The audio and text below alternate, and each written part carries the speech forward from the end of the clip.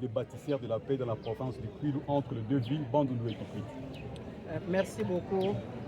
Merci beaucoup pour la parole. En fait, c'est simple l'importance que nous accordons à cet atelier. On doit savoir que notre pays, depuis 3 décennies aujourd'hui, du côté Est, est secoué par des conflits armés qui font des multitudes de déplacés et des violences que nous ne pouvons pas nommer. Mais depuis 2022, au niveau de la province du Kwilu, du Kwango et de Mai-Ndombe, il y a aussi la milice Mobondo qui agit et dont le mode opératoire n'est pas différent des groupes armés qui agissent à l'Est.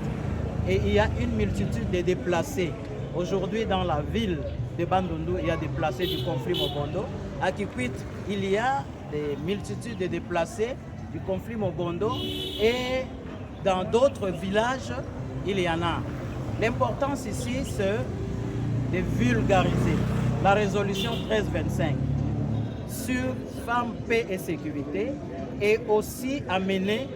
les populations de Kikwit et de Bandundu, les équipes locales de l'IFDED et CAFCO à Bandundu et à Kikwit à s'approprier l'agenda femmes, paix et sécurité qui demande à ce que dans tout conflit, qu'on prenne des dispositions pour la protection des droits des femmes, mais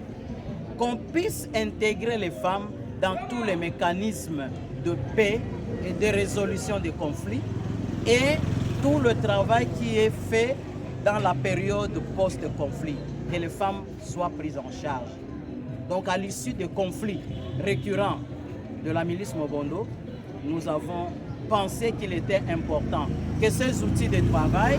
soient capitalisés, intériorisés par nos communautés et que les autorités au niveau provincial et au niveau des Kikwit commencent à donner de l'espace, ouvrir en tout cas de mécanismes de paix existants et ceux qu'on pourra mettre en place après, ouvrir ce mécanisme pour que les femmes qui sont les grandes victimes des conflits armés se retrouvent aussi à la table des négociations, là où se discute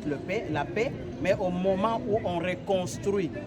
la communauté, que les femmes qui ont subi des préjudices soient aussi au rendez-vous. Maman directrice, nini pendeza litina ya mayangani oyo kusala awa? Mayangani oyo tozosala lelo na ville ya Bandundu, province ya Kwilu, tosali yango déjà na ville ya Kikwit, pe province ya Bandundu, ezali kaka kotalisa que bitumba oyo ezali na est na RDC toza nango pe milice Mobondo depuis 2022 na province ya Kwilu, na province ya Kwango, na province ya Mai-Ndombe, eza lisusu likambo ya kobomba te, eza une réalité. Parce que lelo yo awa na ville ya Bandundu toza na batata, ba mama, bana o bakima bitumba ya Mobondo bazali awa na site Malebo ebele o basengeli na lisungi. Ezali tina ya atelier oyo ezali pe koyebisa bakonzi na baimboka ke tango bitumba eyaka basi nde bato banyokwamaka koleka. Tango pe tozolobela makambo ya kotonga kimia, tango tozolobela makambo ya reconstruction post-conflit, lolenge nini kosunga bazwami na likama ya bitumba, il faut kotiaka pe basi kati na masolo wana autour de la table, ezala mibali kaka te, ezala ba autorité politico-administrative kaka te, mais ba vivre likambo yango, bazoye ba profondeur nango, ampleur nango, eza malamu kokotisa bango na ba mécanisme ya kotonga kimia pe ya reconstruction post-conflit. Nini eko changer penza et pas ba participant na façon ya bango ya ko intervenir kwa kimia? Oyo eko changer ezali nanu ko na niveau ya basi. Bakonzi na biso ekosenga ke edi ezwama parce que ekosalema kaka bongo te,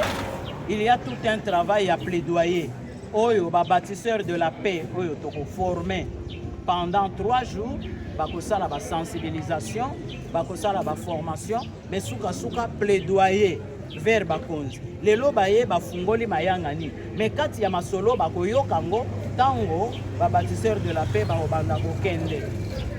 vers bango kotalisa bango ba outils de travail pe kolakisa bango nécessité que ba victime ya bitumba bazalaka pe kati na ba mécanisme donc yambo edi ezwama ba décision ezwama ba mécanisme ya résolution ya conflit même oyo ezalaka traditionnel bafungola ngo po basi oyo banyokwami na bitumba baloba bayebisa bango oyo ezali posa na bango po tokoki koimagine na place na bango te eloko ya mibale